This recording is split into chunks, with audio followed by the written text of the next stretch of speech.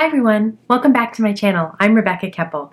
Today's video is a little bit different than the videos that I normally do.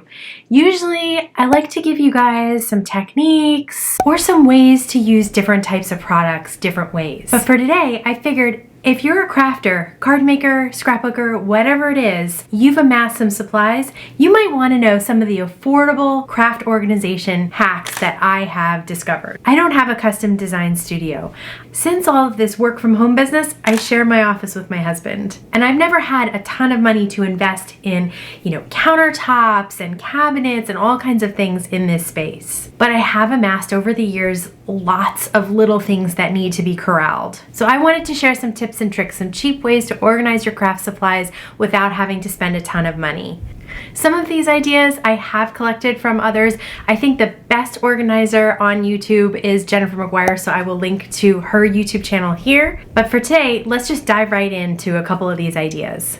I mentioned that I don't have a custom built office. Instead, I use IKEA cubes to corral all my supplies. Now, the IKEA cubes are not the cheap hack part of the organization. I only mention it because I need everything to fit inside those cubes. So the first product that I'm going to share with you is this nail polish organizer. It fits my ink blending tools perfectly, and I love seeing this rainbow every time I walk by. If you've seen other videos of mine or you follow me on Instagram, you probably already know how much I love creating with Distress Oxide inks.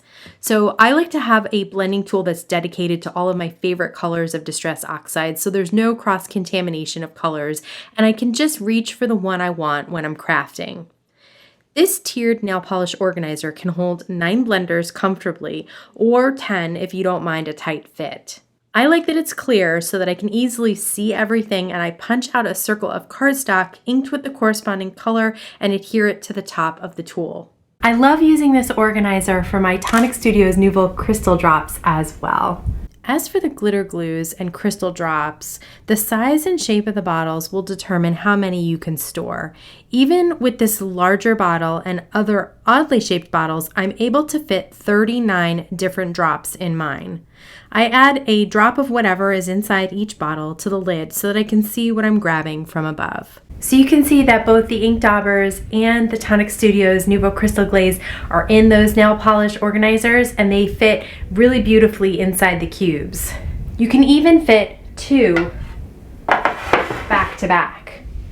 Some other items that you can easily store in this organizer are Distress Oxide sprays, shimmer sprays, adhesive bottles, extra foam pads for the blenders, stamp cleaner, and more. As I mentioned, it's really important that everything that I use fit inside these cubes except for the things that are on my desk. The large fridge bins fit my 6x6 paper pads and slide right in to the cubes with lots of room on the sides for other things. The bins also easily hold large stamps, and they hold stencils as well. I really like having a handle on the front of these bins so that I can pull them forwards towards me and flip through the paper pads inside.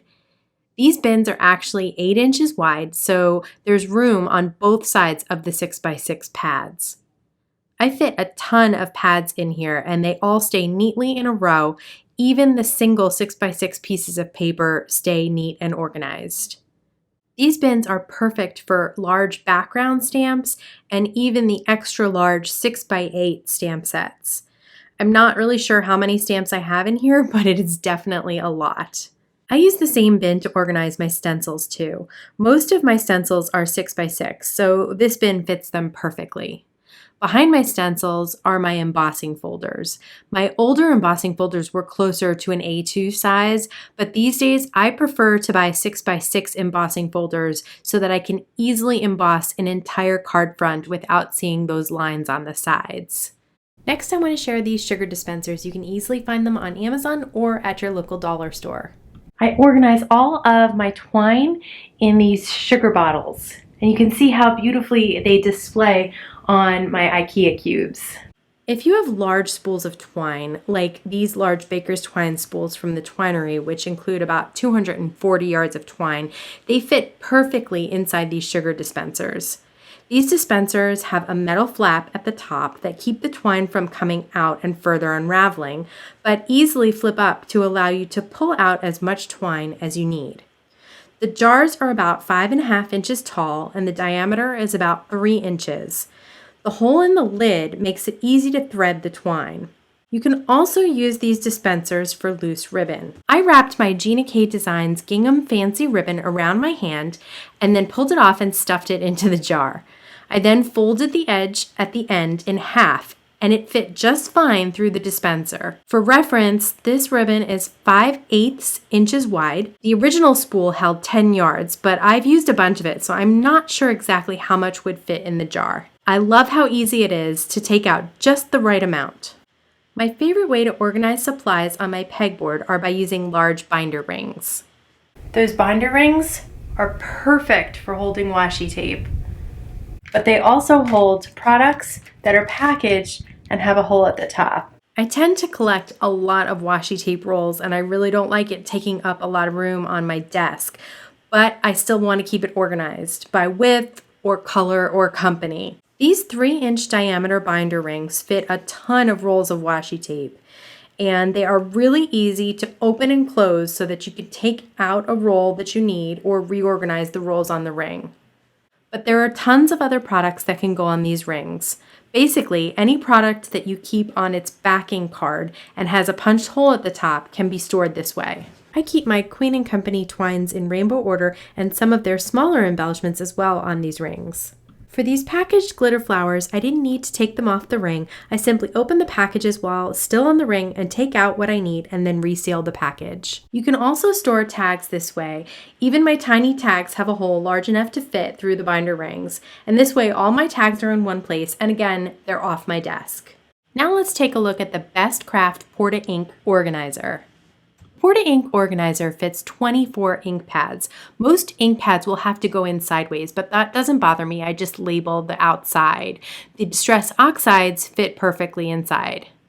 Ink pad organizers aren't technically a hack since they were made to hold the ink pads, but I love all the other things that you can store on top of these organizers while your ink pads are organized down below. Let's take a look up top of these organizers. These small skinny rows perfectly fit ink pad refills. As I mentioned, I love Distress Oxide inks, but since I use them so much and use a lot of ink up for ink blending, it's important to me to have the refills of my favorite colors, and I like that these refills can be right above my Distress Oxide ink pads.